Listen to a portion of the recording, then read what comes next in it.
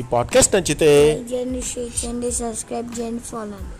ఎందుకు ఇంత డల్గా అయిపోయినావు? ఈ పాడ్కాస్ట్ నచ్చితే లైక్ చేయండి, షేర్ చేయండి, సబ్స్క్రైబ్ చేయండి, ఫాలో అవ్వండి. జ్ఞానోదయం అంటే ఏంటి అనేది ఈ కథ ద్వారా తెలుసుకుందాం. ఒక అడవిలో ఒక చెట్టుపై ఒక ఓవులు ఉండేది. గుడ్లగూబ నివసిస్తూ ఉండేది. మిగతా పక్షులతో తన రూపాన్ని పోల్చుకుంటూ తాను చాలా అందవిహీనంగా ఉన్నానని బాధపడుతూ ఉండేది. ఎప్పుడు కూడా ఆవులు ఊరికే వేరే వాళ్ళతోటి కంపేర్ చేసుకుంటూ నేను అస్సలకే బాగాలేను, వేరే పక్షులు చూడు ఎంత ముద్దుగా ఉన్నాయో, నేను మాత్రం అస్సలకే బాగాలేను అంటూ బాగా ఫీల్ అవుతూ ఉండేదట. తన చుట్టూ ఉన్న పక్షులను చూస్తూ, అబ్బా వాటి కళ్ళు ఎంత బాగున్నాయో, నా కళ్ళు మాత్రం అస్సలు అందంగా లేవు, నా అరుపులు కూడా కర్ణ కఠోరంగా ఉంటాయి అని ఆలోచిస్తూ కొమ్మ మీద కూర్చొని ఎప్పుడు ఏడుస్తూ ఉండేదట. వనదేవతకు తన బాధను చెప్పుకోవాలి అనుకొని ప్రార్థించింది గుడ్లగూబ.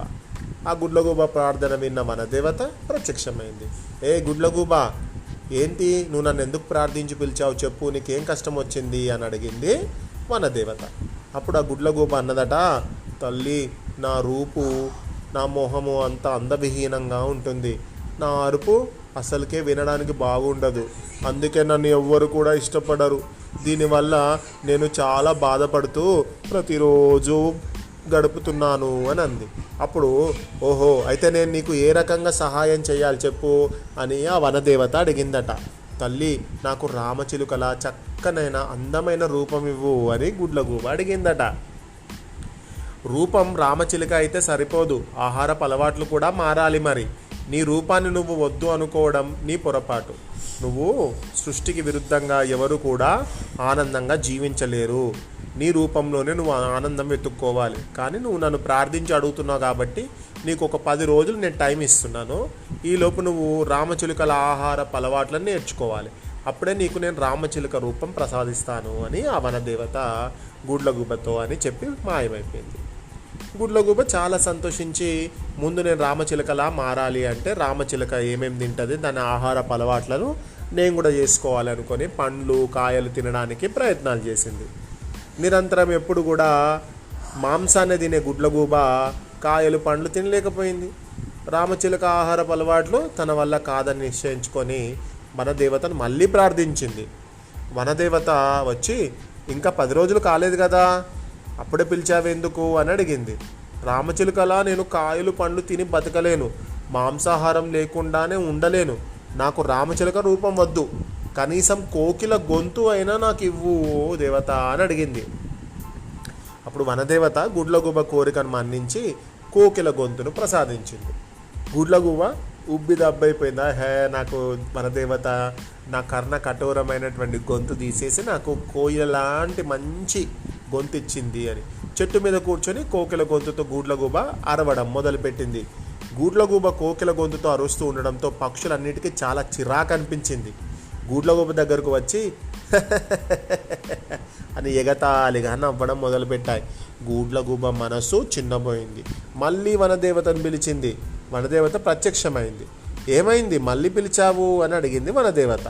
కోకిల గొంతుతో నేను అరుస్తుంటే ఈ పక్షులన్నీ నన్ను ఎగతాళి చేస్తున్నాయి అంది గుడ్లగూబ. నాకు ఈ కోకిల గొంతు వద్దు, నెమలిలా అందమైన పించాలివ్వు అంటూ అడిగిందట. వనదేవత చిరునవ్వుతో అలాగే అంటూ గుడ్లగూబకు నెమలి రెక్కలనిచ్చి నెమలి పించాలనిచ్చి మాయమైపోయింది. గుడ్లగూబ ఈకలు నెమలి పించాల్లా మారిపోయాయి. గుడ్లగూబ తన రూపాన్ని చూసి చాలా మురిసిపోయింది. తన రూపాన్ని అందరికీ చూపాలని గాలిలో ఎగరడానికి ప్రయత్నించింది. కానీ నెమలి పించాల బరువు వల్ల ఎగరలేకపోయింది. అయ్యో, నేను గాలిలో ఎగరలేకపోతున్నాను, దీని కారణం నెమలి పించాలే కదా. వనదేవత చెబుతున్నా వినకుండా నా రూపం ఏమీ బాగలేదని అనుకుంటూ నా అరుపులు వినడానికి బాగాలేవను అని అనుకొని నన్ను నేనే చిన్న చూపు చూసుకొని ప్రకృతి ప్రసాదించిన రూపాన్ని వద్దనుకున్నాను. నాకు జ్ఞానోదయమైంది. ప్రతి జీవి బతకాలి అంటే ఎలా బతకాలో దేవుడు వాటికి రూపాలు నిర్ణయించాడు అని మనసులో అనుకుంది. వనదేవతను పిలిచి, నన్ను క్షమించు తల్లి, నాకు జ్ఞానోదయమైంది, నాకు ఏ రూపం వద్దు, నాకున్నటువంటి నా రూపమే నాకు ఇవ్వు, నన్ను ఎలాగైనా మళ్ళీ గుడ్లగూబలాగానే చెయ్యి అని మొక్కుకుందట.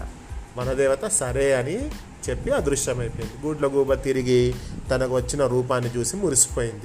అప్పటి నుంచి ఆనందంగా జీవించడం మొదలుపెట్టింది. ఉన్నదానితో మనం సంతృప్తి చెందాలి. ఏదైనా కూడా లేని దాని గురించి మనము బాధపడుతూ ఉంటే మనము జీవితంలో ఎప్పుడు కూడా సుఖంగా ఉండలేము అనేది ఈ కథ చెప్పేటువంటి నీతి. ఇంత చక్కటి కథ రాసిన వారు గోపి గారు.